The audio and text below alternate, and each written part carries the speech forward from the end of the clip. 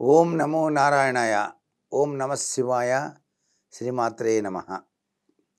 ఏమండి మాస్టారు, ఉదయం పూట స్నానం చేయటం మాత్రం కుదరటం లేదండి. అయినా సరే వంట చేయాలి కాబట్టి వంట చేసి పంపిస్తున్నాను, ఇలా చేయటం తప్ప అని అడుగుతున్నారండి. తప్ప అంటే ఏం చేస్తాం, చాలా తప్పు. కారణం ఏంటంటే, నిద్రపోయి లేచామంటే మళ్ళీ జన్మెత్తినట్టే. ప్రతిరోజు చచ్చిపోతూనే ఉంటామండి మనం, మళ్ళీ బతుకుతాం నిద్ర నుంచి లేవగానే. అందుకనే నిద్రపోయేటప్పుడు శివనామం, నిద్ర నుంచి లేవగానే హరినామం స్మరించాలన్నారు పెద్దలు. నిద్ర నుంచి లేచి మొహం కడుక్కున్నావా, మొహం కడుక్కున్న వాడికి స్నానం చేయొచ్చుగా వెంటనే. చాలా పని కుదరలేదండి స్నానం చేయడానికంటే ఎట్లా, ఏదో విధంగా స్నానం చేయాలి. ఇక అనారోగ్యం వచ్చింది, స్నానం చేయలేకపోయామంటే అది వేరు.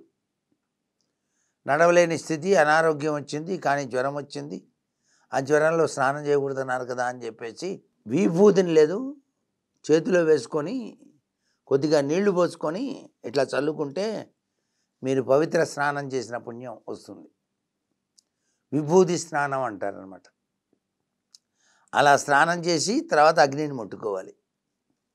స్త్రీలైనా పురుషులైనా స్నానం చేయకుండా, దంతధావం చేయకుండా గ్యాస్ స్టవ్ కూడా వెలిగించకూడదు. హోటల్స్ పెట్టేవాళ్ళు ఉన్నారు, తెల్లవారుజామునే లేస్తారు, మొహం కడుక్కోకుండా హోటల్ పెడతాడే ఏంటి? చక్కగా దంతధావనం చేసి స్నానం చేసి బొట్టు పెట్టుకొని దీపారాధన చేసి అయ్యా వ్యాపారం బాగుండాలని అప్పుడు గ్యాస్ స్టవ్ దగ్గరికి వెళ్ళి దండం పెట్టి ముట్టిస్తాడు. అది చాలా గొప్ప విషయం. ఇంట్లో కూడా అంతే. స్త్రీలు కూడాను దంతధావనం అయిన తర్వాతనే వంటింట్లోకి వెళ్ళాలి. దంతధావనం కాకుండా వంటింట్లోకి వెళ్ళి గ్యాస్ స్టవ్ మీద పాలు పెట్టి అమ్మయ్య పొంగుతాయేమో చూస్తూ ఉండండి అని చెప్పేసి వెళ్ళకూడదు. దంతధావనం అయిన తర్వాతనే గ్యాస్ స్టవ్ ముట్టుకోవాలి. స్నానం చేసే వంట చేయాలి. స్నానం చేయకుండా వంట చేయటం అనర్థదాయకం, అభివృద్ధికి నిరాటంకం ఏర్పడుతుంది వాళ్ళ జీవితాల్లో. స్నానం అంటే ఏంటి? పరమ పవిత్రవంతమైన ప్రభావాన్ని ఇస్తుంది. మనం పూజ చేసుకునేటప్పుడే స్నానం చేసిన తర్వాత కూడా అపవిత్ర పవిత్ర వా సర్వ సంగతోపి అంటాం. అంటే నాకు తెలిసి తెలియకుండా ఉన్నటువంటి పాపాలన్నీ పోవాలి, అపవిత్రమైనయేమో, ఈ శరీరం పవిత్రం కావాలని చెప్పేసి ఉపవాసన పడతాం.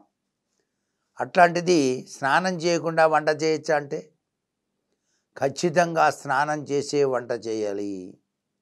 దేవునికి నైవేద్యం పెట్టేటువంటిది ఆ యొక్క విధి విధానంలో ఈ వంట నైవేద్యంగా పెడతాం కదా. స్నానం చేయకుండా వంట చేసి నైవేద్యం పెడతావా ఏంటి?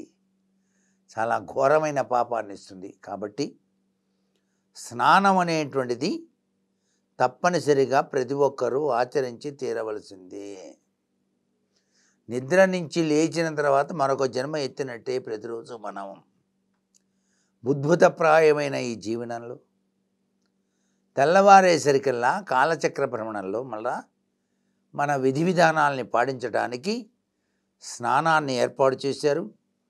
అది కూడా సూర్యుడు ఉదయించకపూర్వం చేసే స్నానం ఋషి స్నానం అని, సూర్యుడు ఉదయించిన తర్వాత చేసిన స్నానం దేవతా స్నానం అని, మరీ కాలం ఎక్కువైన తర్వాత చేసే స్నానం రాక్షస స్నానం అని చెప్పారు.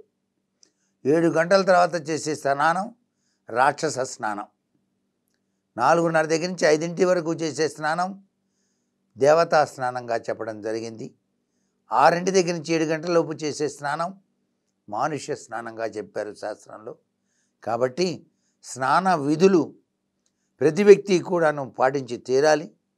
స్నానం చేయలేని పరిస్థితుల్లో ఈ యొక్క నీటిని చల్లుకోవటం కానీ, లేక విభూతితో నీటిని తడిపి నెత్తిన చల్లుకోవడం కానీ, తడిగుడ్డ తడిపి ఒళ్ళంతా తుడుచుకోవడం కానీ, ఇలాంటి స్నానం అనేక రకాలు ఉన్నాయి.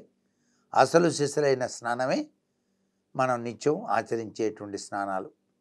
స్నానం చేయకుండా ఎటువంటి పరిస్థితుల్లో వంట చేయకూడదు. సర్వే జనా సుఖినో భవంతు.